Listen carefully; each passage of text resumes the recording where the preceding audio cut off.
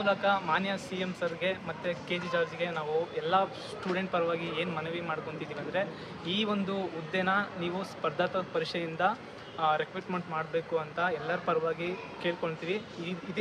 ಈ ಮನವಿ ನಾವು ತಮ್ಮ ಸ್ವಾಯತ್ತ ರಕ್ತದಿಂದ ಬರೆದಿರ್ತಕ್ಕಂಥದ್ದು.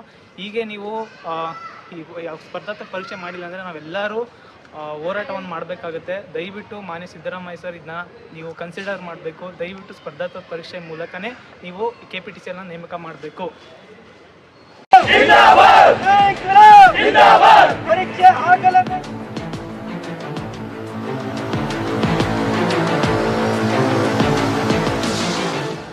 ಕೈಯಲ್ಲಿ ದೊಡ್ಡ ಬ್ಯಾನರ್ ಹಿಡಿದಿರೋ ವಿದ್ಯಾರ್ಥಿಗಳು, ಮತ್ತೊಂದಷ್ಟು ವಿದ್ಯಾರ್ಥಿಗಳ ಕೈಯಲ್ಲಿ ಕರಪತ್ರಗಳು. ಬೇಕೇ ಬೇಕು, ನ್ಯಾಯ ಬೇಕು, ನಡೆಸಲೇಬೇಕು, ಪರೀಕ್ಷೆಯನ್ನ ನಡೆಸಲೇಬೇಕು ಅನ್ನೋ ಘೋಷಣೆ. ಈ ದೃಶ್ಯಗಳು ಕಂಡು ಬಂದಿದ್ದು ತುಮಕೂರಿನ ಜಿಲ್ಲಾಧಿಕಾರಿ ಕಚೇರಿ ಎದುರು.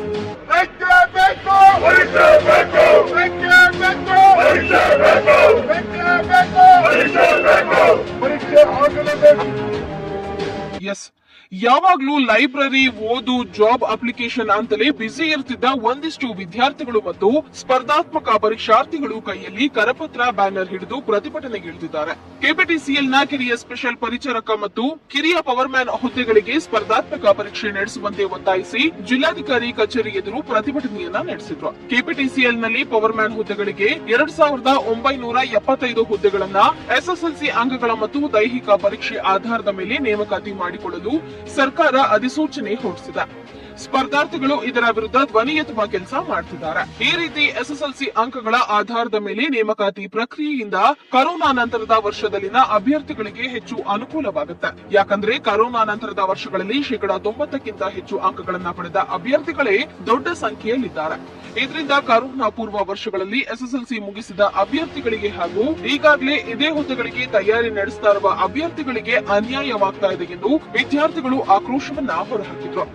ಈ KPTCL ಹುದ್ದೆಗಳನ್ನು ಕೂಡ ಏನು ಕಿರಿಯ ಸ್ಟೇಷನ್ ಪರಿಚಾರಕರು ಮತ್ತು ಕಿರಿಯ ಪವರ್ ಮ್ಯಾನ್ ಹುದ್ದೆಗಳನ್ನು ಕೂಡ ನೇರ ನೇಮಕಾತಿ ಹುದ್ದೆಯನ್ನ ಕೈಬಿಟ್ಟು ಸ್ಪರ್ಧಾತ್ಮಕ ಪರೀಕ್ಷೆಯ ಮೂಲಕ ಮಾಡಿಕೊಂಡ್ರೆ ಮಾತ್ರ ಅರ್ಹ ಅಭ್ಯರ್ಥಿಗಳು ಸಿಗ್ತಾ ಹೋಗ್ತಾರೆ. ಇಲ್ಲ ಅಂದ್ರೆ ಇವ್ರೇನಾದ್ರೂ ಕೂಡ ನೇರ ನೇಮಕಾತಿ ಮೂಲಕನೇ ಮಾಡಿಕೊಂಡ್ರೆ ಇರ್ತಕ್ಕಂಥ ಹುದ್ದೆಗಳು 2975 ಹುದ್ದೆಗಳಿದಾವೆ. ಇಲ್ಲಿ 100ಕ್ಕೆ 100% ತೆಗೆದಿರೋರು ಮತ್ತೆ 100ಕ್ಕೆ 99% ತೆಗೆದಿರ್ತಕ್ಕಂಥವ್ರು ಸುಮಾರು 7000 ಜನ ಇದ್ದಾರೆ. ಹಂಗಾಗಿ 98% ತೆಗೆದ್ರೂ ಕೂಡ ಈ ಒಂದು ಕೆಲಸ ಸಿಗಲ್ಲ. ಹಂಗಾಗಿ ಏನ್ ಮಾಡಂದ್ರೆ ಅವತ್ತು ವ್ಯಾಲ್ಯೂಯೇಷನ್ ಲಿಬರಲ್ ಆಗಿದೆ, ತುಂಬಾ ಟ್ರಾನ್ಸ್ಪರೆಂಟ್ ಏನಾಗಿಲ್ಲ, ಲಿಬರಲ್ ಆಗಿರೋದ್ರಿಂದ ಆ ಒಂದು ನೇರ ನೇಮಕಾತಿಯನ್ನ ಕೈಬಿಟ್ಟು ಸ್ಪರ್ಧಾತ್ಮಕ ಪರೀಕ್ಷೆಯ ಮೂಲಕ ಮಾಡಿಕೊಂಡ್ರೆ ನಮ್ಮಂತಹ ಸಾವಿರಾರು ಉದ್ಯೋಗಿಗಳಿಗೆ ಅವಕಾಶ ಆಗ್ತದೆ. ಜೊತೆಗೆ ನಮ್ಮ ನೆರೆಹೊರೆ ರಾಜ್ಯಗಳಲ್ಲಿಯೂ ಕೂಡ ಇದೇ ಹುದ್ದೆಗಳಿಗೆ ಸ್ಪರ್ಧಾತ್ಮಕ ಪರೀಕ್ಷೆ ಮುಖಾಂತರ ನೇಮಕಾತಿ ಮಾಡಿಕೊಳ್ತಿದ್ದಾರೆ. ಆದ್ರಿಂದ ನಮ್ಮ ರಾಜ್ಯದಲ್ಲಿಯೂ ಕೂಡ ಇದೇ ನಿಯಮಗಳನ್ನ ಅಳವಡಿಸಿಕೊಳ್ಬೇಕೆಂದು ಆಗ್ರಹಿಸಿದ್ರು. ನಾವು ಇಲ್ಲಿ RTI ಮುಖಾಂತರ ವಿದ್ಯಾರ್ಥಿಗಳು ಎಷ್ಟು ಪರ್ಸೆಂಟೇಜ್ ಪಾಸ್ ಆಗಿದ್ದಾರೆ ಅಂತ ತರಿಸ್ಕೊಂಡಿದೀವಿ. 95ರಿಂದ 100% ಇರೋರೆ ಸುಮಾರು 90,000 ಜನ ಸಿಗ್ತಾರೆ. ಇದೇ ತರ ಈಗಾಗಲೇ VA ನಲ್ಲಿ ಪರ್ಸೆಂಟೇಜ್ ಮುಖಾಂತರ ತಗೊಂತಾ ಇದ್ರು. ಅದನ್ನ ಕೈ ಬಿಟ್ಟು ಅಲ್ಲೂ ಕೂಡ ಪರ್ಸೆಂಟೇಜ್ ಇದೇ ವರ್ಷ ಮಾಡಿ ಪರ್ಸೆಂಟೇಜ್ ತೆಗೆದ್ಬಿಟ್ಟು ಸ್ಪರ್ಧಾತ್ಮಕ ಪರೀಕ್ಷೆ ಇದೇ ವರ್ಷ ಮಾಡಿದ್ದಾರೆ. ಅದೇ ರೀತಿ ನಮಗೂ ಕೂಡ ಸ್ಪರ್ಧಾತ್ಮಕ ಪರೀಕ್ಷೆ ಮುಖಾಂತರ ಮಾಡಿ ಒಳ್ಳೆ ಗುಣಮಟ್ಟದ ಅಭ್ಯರ್ಥಿಗಳನ್ನ ಡಿಪಾರ್ಟ್ಮೆಂಟ್ ತಂದ್ರೆ ಡಿಪಾರ್ಟ್ಮೆಂಟ್ಗೂ ಒಳ್ಳೆ ಹೆಸರು, ಎಷ್ಟೋ ಬಡ ವಿದ್ಯಾರ್ಥಿಗಳಿಗೆ ಹೆಲ್ಪ್ ಆಗ್ತದೆ ಇದರಿಂದ.